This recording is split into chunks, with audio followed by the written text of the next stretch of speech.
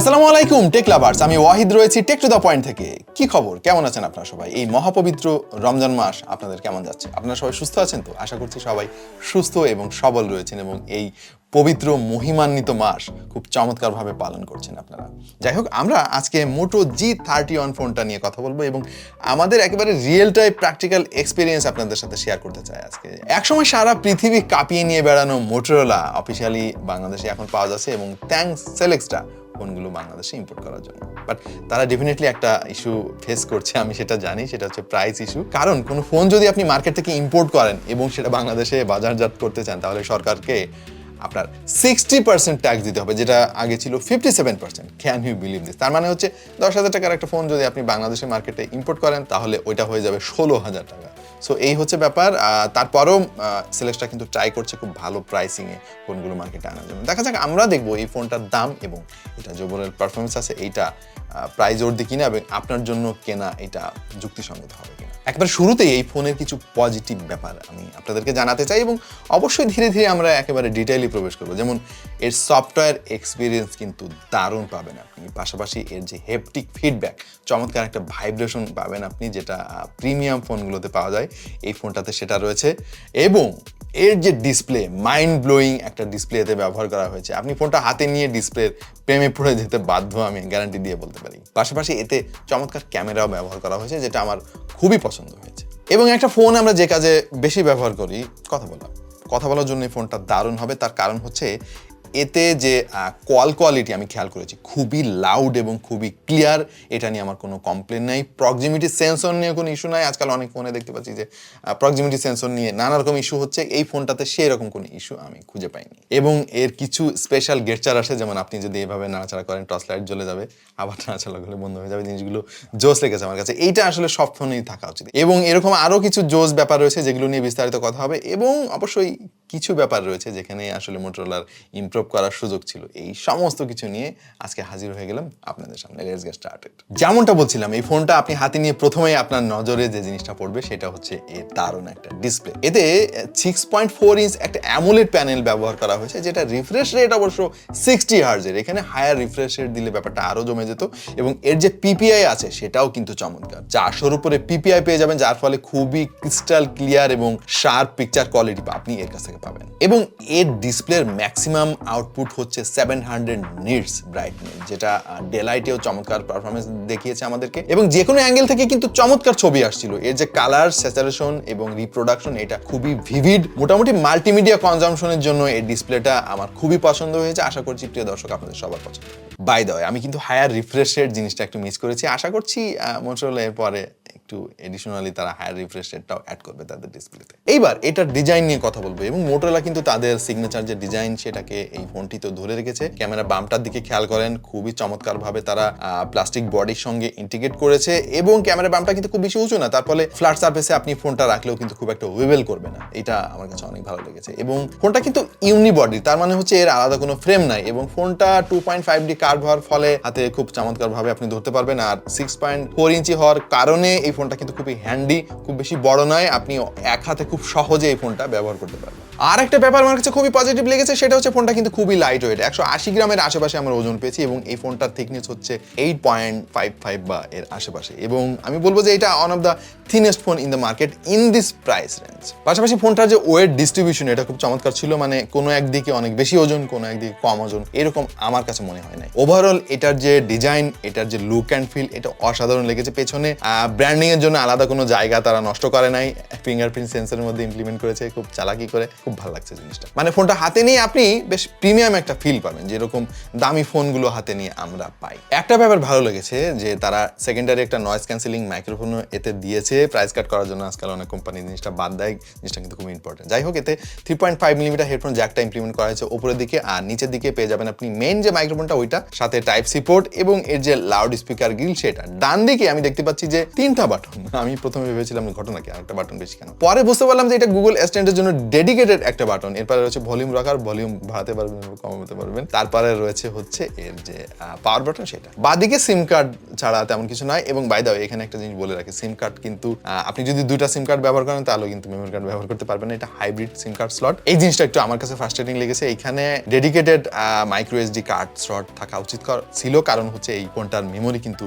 Higher ভেরিয়েন্টের না এবং সবাই কিন্তু 128 ভেরিয়েন্টই অ্যাফোর্ড করতে পারবে না। সো ডেফিনেটলি এখানে হাইব্রিডের পরিবর্তে ডেডিকেটেড স্লট ব্যবহার করা উচিত ছিল। তবে এটা ডিজাইন নিয়ে যে কথাটি না বললেই নয়, সেটা হচ্ছে এর বটম চিনটা কিন্তু আমার কাছে একটু বেশি লেগেছে। পাশাপাশি উপরের যে চিনটা ওইটাও একটু সাইড থেকে আর একটু বেশি এক্সটেন্ডেড মনে হচ্ছে। আমার মনে হয় যদি সিমেট্রিক্যাল করা যেত, নিচের দিকে বটমটা আর একটু কমানো যেত, ডেফিনেটলি এর যে ডিসপ্লের ডিজাইন আরো চমৎকার লাগতো। Motorola G31 এর অন্যতম প্রধান আকর্ষণ হচ্ছে এটার চমৎকার ক্যামেরা। টু বি অনেস্ট, আমি অনেকদিন পরে এই বাজেটের একটা ফোনের কাছ থেকে চমৎকার ছবি পেয়েছি এবং এর পেছনে মেইন সেন্সর হিসেবে ব্যবহার করা হয়েছে 50 মেগাপিক্সেলের একটা সেন্সর, পাশাপাশি রয়েছে 8 মেগাপিক্সেলের একটা আলট্রা ওয়াইড, কোনো কমপ্লেনে আলট্রা ওয়াইড সেন্সর তারা দিয়েছে এবং দিয়েছে একটা 2 মেগাপিক্সেলের ম্যাক্রো সেন্সর। Motorola ছবিগুলোতে সবসময় আমরা যেটা দেখি যে ছবিগুলোতে মোটামুটি র একটা ভাব থাকে, ক্লোজ টু ন্যাচারাল লাগে, দেখতে খুব ভালোই লাগে, যেটাকে আপনি ইচ্ছা মতো আপনার পছন্দ মতো কাস্টমাইজ করে নিতে পারবেন এডিট করে। এই ছবিগুলোতেও আমরা যেমনটা দেখতে পাচ্ছি যে এক্সপোজার লেভেল কিন্তু খুবই ব্যালেন্স ছিল, পাশাপাশি ছবিতে প্রচুর শার্পনেস পেয়েছি, ডাইনামিক রেশিও যথেষ্ট ইমপ্রেসিভ ছিল আমি বলতে পারি, এবং এর যে পোর্ট্রেট ফটোগ্রাফি এটা মোটামুটি বেশ ভালোই লেগেছে আমার কাছে। তবে অল্প আলোতে গেলে দেখা যাচ্ছে যে ছবিগুলোর শার্পনেস একটু কমে যায় এবং ডিটেইলের অনেক ঘাটতি দেখা যায়, একটু ওয়াস্ট আউট হয়ে যায়। বাট আপনি যদি নাইট মোডটা অন করেন তাহলে বেশ খানিকটা ইমপ্রুভ হয় ছবির কোয়ালিটি। এই জিনিসটা আমার কাছে অনেক ভালো লেগেছে। বাই দ্য ওয়ে এতে সেলফি ক্যামেরা হিসেবে ব্যবহার করা হয়েছে 13 মেগাপিক্সেলের একটা সেন্সর, এবং আমি বলবো যে এই বাজেটে আমার মনে হয় one of the best selfie camera in the market right now. খুবই শার্প ছবি পাবেন এবং যেটা খুবই ইমপ্রেসিভ লেগেছে আমার কাছে, ছবিতে প্রচুর ডিটেইল পাবেন, কালার টোনগুলো খুবই ন্যাচারাল, মানে আনন্যাচারালি কালার বুস্ট করতে গিয়ে ছবির 12টা বাজায় দেয় নাই, এটা খুব ভালো লাগছে আমার কাছে। সো এর যে টোটাল ক্যামেরা পারফরমেন্স এটা কিন্তু খুবই ইমপ্রেসিভ, এবং আমি বলবো এই ফোনটার অন্যতম কি সেলিং পয়েন্ট হচ্ছে এর দারুণ ক্যামেরা। এতে চিপসেট হিসেবে ব্যবহার করা হচ্ছে হেলিও G85, যেটা বেশ পুরাতন একটা চিপসেট এবং বেশ রিলায়েবল, পুরাতন বাট অনেক রিলায়েবল, এবং আমরা অনেক ফোনে এই 85 চিপসেটটা ব্যবহার হতে দেখেছি। বাট আপনি যদি দামের কথা চিন্তা করেন, হ্যাঁ আমি অ্যাগ্রি করি যে এতে G96 প্রসেসর অন্তত ব্যবহার করা উচিত ছিল, মার্কেটে অলরেডি কিন্তু আছে এই প্রাইস রেঞ্জের মধ্যে। কিন্তু ওই যে শুরুতে আমি দামের যে কথাটা আপনাদের বলে দিয়েছি, আশা করছি একটা আইডিয়া পেয়েছেন। তো সেই হিসেবে G85 কিন্তু একেবারে ফেলে দেওয়ার মতো চিপসেট না, এটা যথেষ্ট স্টেবল, এবং আপনি যদি ওভারঅল ডে টু ডে ইউসেজের টুকটাক যে সমস্ত পারফরমেন্স আমরা আশা করে থাকি সেগুলো চান, তাহলে এর কাছ থেকে আপনি হতাশ হবেন না। বাট প্রবলেম হয়ে গেছে যে আপনি যদি একেবারে হার্ডকোর গেমার হন বা একেবারে এক্সট্রিম লেভেলের ইউজার হন, তখন দেখা যাবে যে আপনি এর কাছ থেকে স্লাইটলি একটু স্ট্যাটার পাবেন, ল্যাগ পাবেন এবং নানা রকম ইস্যু পাবেন।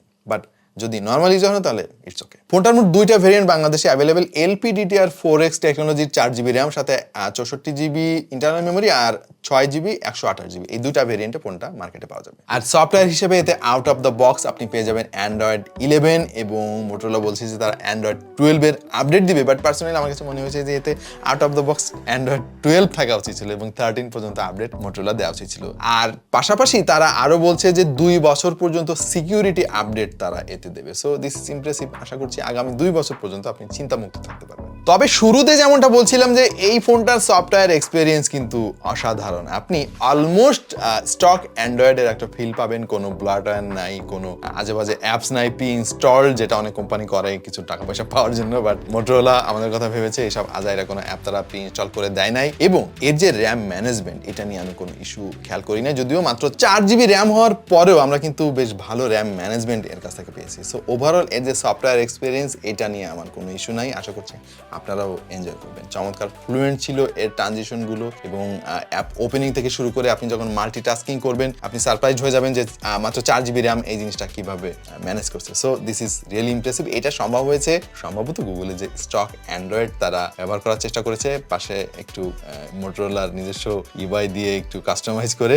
এটা কিন্তু জোস, এটা হার্ডওয়্যার সঙ্গে সফটওয়্যার বেশ ভালোভাবে অপটিমাইজ করতে পেরেছে, যার আউটপুট আমরা দেখতে পাচ্ছি। অলরাইট, তাহলে হার্ডওয়্যার এবং সফটওয়্যারের যে কম্বিনেশন, এর ফলে পারফরমেন্স কেমন পাচ্ছি আমরা? টু বি অনেস্ট, এটা পারফরমেন্স আমাকে সারপ্রাইজ করেছে, কারণ কারণ G85 দিয়ে আমরা এর আগে যতগুলো ফোন ব্যবহার করেছি এগুলো কিন্তু স্টক অ্যান্ড্রয়েড ছিল না কোনোটাই, কাস্টম ইউআই ছিল। সো বেশ দারুণভাবে অপটিমাইজ করতে পেরেছে এবং এর যে পারফরমেন্স আমাদের কাছে খুবই ইমপ্রেসিভ লেগেছে। যদিও AnTuTu স্কোর আমরা কম পেয়েছি, 1,70,000 পৌঁছাতে পারে নাই, আর সিঙ্গেল করে এটার যে গিগবেঞ্চ স্কোর এটা হচ্ছে 344 এবং মাল্টি করে হচ্ছে 1,119। আর আপনি যদি গেমার হন তাহলে আপনার জন্য একটা সুখবর আছে, কারণ এতে কিন্তু জাইরোস্কোপ ব্যবহার করা হয়েছে, কন্ট্রোলিংটা খুব চমৎকার পাবেন। আর আমরা টুকটাক বেশ কিছু গেম এতে খেলেছি, যেটা আমাদের কাছে মনে হয়েছে যে আপনি যদি হেভি গেমার হন, মানে সারাদিন গেমিং টেমিং করেন, তাহলে কিন্তু এই ফোনটা আসলে আপনার জন্য না, আপনাকে অল্টারনেটিভ অন্য কোনো ফোনে যেতে হবে। বাট আপনি যদি মডারেট গেমার হয়ে থাকেন তাহলে বেশ ভালো পারফরমেন্সের কাছ থেকে আপনি পাবেন। আমরা কোনো হিটিং ইস্যু পাই নাই এবং এর যে ব্যাটারি কনজাম্পশন এটা আমাদের কাছে মোটামুটি নর্মালি মনে হয়েছে। আর একটা পজিটিভ দিক বলি, এটার যে লাউড স্পিকার এর কোয়ালিটিটা আমার অনেক ভালো লেগেছে। এটা ক্রিস্টাল ক্লিয়ার, খুবই লাউড এবং আরেকটা ইমপ্রেসিভ ব্যাপার হচ্ছে এর এত ছোট একটা স্পিকার, এর কাছ থেকে কিন্তু আমরা বেশ ভালো পরিমাণে বেজ পাচ্ছিলাম, যেটা এত টিনি স্পিকার হলে ইম্পসিবল একটা ব্যাপার হয়। সো এইটা ডেফিনেটলি আমাকে প্রশংসা করতেই হচ্ছে। এটা আমার দেখা one of the best loud speaker in the market right now considering this price range. তবে একটা জিনিস আমাকে অবশ্যই এখানে অ্যাডও করতে হচ্ছে টু বি অনেস্ট, সেটা হচ্ছে যে ফোনের যে দাম, সেই দাম অনুযায়ী আমি এখানে একটা ডুয়াল স্টেরিও স্পিকার সেটআপটা আশা করতে পারি। আচ্ছা, এটার ফিঙ্গারপ্রিন্ট নিয়ে কিছু ইস্যু আমরা খেয়াল করেছি। টু বি অনেস্ট আমার কাছে একটু স্লো মনে হয়েছে। আপনি প্রেস করার দেখবেন যে কিছুক্ষণ পরে এটা আনলক হচ্ছে। এটা আমার কাছে মনে হচ্ছে কোনো একটা সফটওয়্যার ইস্যু। শুধু তাই নয়, ফিঙ্গারপ্রিন্ট সেন্সরের ক্ষেত্রে শুধু নয়, আপনি যখন ফোনটা আনলক করবেন এবং লক করবেন দেখবেন যে কিছু সময় পরে এটা লক হয়েছে। এই জিনিসটা আমার মনে হয় সফটওয়্যার কোনো একটা বাগ, এটা মোটরোলাকে ফিক্স করা উচিত। এই ফোনটার আরেকটা সারপ্রাইজিং ব্যাপার হচ্ছে এর 5000 mAh এর দারুণ একটা ব্যাটারি, এবং এই ফোনটা দেখে কি মনে হয় এতে 5000 mAh এর ব্যাটারি ব্যবহার করা হয়েছে। 8.5 মিলিমিটার হচ্ছে এটা থিকনেস, তারপরেও তারা ইমপ্লিমেন্ট করেছে 5000 mAh এর ব্যাটারি, এবং যে ব্যাটারিটা কিন্তু 5000 mAh এর মতো আমার কাছে লাগেনি, আমাদের কাছে লেগেছে 6000 mAh এর মতো। কেন? কারণ হচ্ছে এটার স্টক অ্যান্ড্রয়েড খুবই কম ব্যাটারি কনজিউম করে, যার ফলে আমি কিন্তু একদিনের বেশি ব্যাকআপ পেয়েছি টু বি অনেস্ট। এবং আপনি যদি নর্মাল ইউজার হন 2 দিন খুব ভালোভাবে যাবে। যদিও আপনি গেমার হলে বা হেভি ইউজার হলে দেখা যাচ্ছে দিনের শেষে একবার আপনাকে চার্জ দিতে হবে। সো এর ব্যাটারি খুবই ইমপ্রেসিভ লেগেছে আমার কাছে, এবং কোনো হিটিং ইস্যুও আমরা তেমন খেয়াল করি নাই। সো ব্যাটারিতে একদম 10/10। প্রিয় দর্শক, তাহলে এটা দাম নিয়ে কথা বলি। এইটার 464 ভার্সনের অফিসিয়াল দাম হচ্ছে 19,000 টাকা এবং 6128 ভার্সনের দাম হচ্ছে 22,000 টাকা। ভয় পাবেন না, ডিসকাউন্টের ব্যাপার আছে এখানে। সেলেক্সটার অফিসিয়াল ওয়েব পেজ থেকে যদি আপনি কেনেন এবং দারাজ থেকে কেনেন তাহলে কিন্তু দারুণ একটা ডিসকাউন্ট আপনি পেয়ে যাবেন। আর ডিসকাউন্ট হচ্ছে 464 আপনি কিনতে পারবেন 16,990 টাকায়, মানে 17,000 টাকায়। আর 6128 কিনতে পারবেন 19,699 টাকায়, মানে হচ্ছে 19,700 টাকায়। ওয়েল, এই ফোনটার যদি 60% ট্যাক্স বাংলাদেশে আসলে ইমপ্লিমেন্ট না হতো তাহলে ডেফিনেটলি এই ফোনের দাম 12,000 বা 13,000 টাকার আশেপাশে চলে আসতো, যেটা আমরা ইন্ডিয়ান মার্কেটে দেখেছি। এবং সেলেক্সটা কিন্তু ক্যাপাবল এই প্রাইসটা অফার করার জন্য, বাট যেহেতু তাদের বাংলাদেশে এখনো পর্যন্ত কোনো ম্যানুফ্যাকচারিং ইউনিট নাই, সুতরাং তাহলে তাদের তো এই ছাড়া আর কোনো উপায়ও নাই। এবং আমি আশা করবো মোটরোলা বাংলাদেশে ভালো বিজনেস করবে এবং অন্যান্য ম্যানুফ্যাকচারারদের মতো বাংলাদেশেও তাদের প্রোডাকশন হাব হবে এবং দামটাও অনেক অনেক কমে আসবে। প্রিয় দর্শক, আমরা আমাদের আজকের ভিডিওর প্রায় শেষ প্রান্তে চলে এসেছি। আসেন আমরা একটা সামারি করে ফেলি। এই ফোনটার কি কি জিনিস আমাদের কাছে ভালো লেগেছে আর কি কি জিনিস একটু ইমপ্রুভ করার সুযোগ রয়েছে। প্রথমত, এই ফোনের যে ডিসপ্লে, এটা চোখ বন্ধ করে best display in this price range, এবং এইটার যে ডিজাইনটা নিট অ্যান্ড ক্লিন লেগেছে, বেশ ভালো লেগেছে। সফটওয়্যার অপটিমাইজেশনের কথা না বললেই নয়, স্টক অ্যান্ড্রয়েডের ফিল আপনি পাবেন। আর এর যে ক্যামেরা, এর যে ব্যাটারি, জোস। পাশাপাশি কিছু গেস্টার আছে, এটা তো আসলে না বললেই নয়, এটা খুবই হ্যান্ডি। কেন সব ফোনে এখনো পর্যন্ত এই জিনিসটা দেওয়া হয় নাই, ঝাঁকা দিলে টর্চ লাইট অন হয়ে যাবে। Wow, this is impressive. আর এর যে হেপটিক ফিডব্যাক একদম মানে প্রিমিয়াম লেভেলের, এই জিনিসগুলো আমার কাছে অনেক ভালো লেগেছে। পাশাপাশি কি কি জিনিস খারাপ লেগেছে, তাহলে খারাপ লাগার মধ্যে অন্যতম হচ্ছে বটম চিনটা একটু বেশি লেগেছে আমার কাছে, এবং এতে হাইব্রিড সিম কার্ড স্লট ব্যবহার করা হয়েছে, যেটা আসলে ডেডিকেটেড হলে অনেক অনেক ভালো হতো। প্রসেসরটা আর একটু পাওয়ারফুল দেওয়া উচিত ছিল, পাশাপাশি মেমোরিটা আমার মনে হয় আরো বাড়ালে অনেক ভালো হতো। আর এর ডিসপ্লেটা হায়ার রিফ্রেশ রেট নাই, আমার মনে হয় এটা অ্যাড করলে আরো অনেক ভালো হতো। সো ওভারঅল এই ফোনটা একটা ভালো প্যাকেজ। এখন আপনি যদি পারফরমেন্স সেন্ট্রিক একটা ফোন চান, আপনি যদি গেমার হন, তাহলে এই ফোনটা হয়তো আপনার জন্য না। বাট আপনি যদি রেগুলার ইউজার হন, মানে এত গেমিং টেমিং আপনার দরকার নাই, আপনার খুবই ভালো বিল্ড কোয়ালিটির একটা ফোন দরকার, দীর্ঘস্থায়ী একটা ফোন দরকার, এবং যার ডিসপ্লেটা জোস হবে, তাহলে এই ফোনটা আপনার জন্য। এবং মোটরোলার ফোনগুলো আমরা ছোটবেলা থেকে দেখে আসছি যে ওয়ার্কম্যানশিপ, বিল্ড কোয়ালিটিতে কখনো কম্প্রোমাইজ করে না। সো আমার মনে হয় আপনি এই জায়গা থেকেও সেই রকম একটা ফিলিং পেয়ে যাচ্ছেন প্রিয় দর্শক। এই হচ্ছে আমাদের আজকের ভিডিও ছিল, আশা করছি আপনারা উপকৃত হয়েছেন। এবং মোটো G31 এর কাছ থেকে কি প্রত্যাশা আপনাদের ছিল এবং সেই প্রত্যাশা পূরণ হয়েছে কিনা, দাম অনুযায়ী এই ফোনটা আপনাদের ভালো লেগেছে কিনা, সবকিছু আমাদের কমেন্ট সেকশনে জানিয়ে দিন। আমাদের ভিডিও কেমন লাগছে সেটা জানাতে পারেন। দেখা হয়ে যেতে পারে অন্য কোনো ভিডিওতে ভিন্ন কোনো বিষয় নিয়ে। সে পর্যন্ত সবাই ভালো থাকুন, সুস্থ থাকুন আর দেখতে থাকুন টেক টু দ্য পয়েন্ট।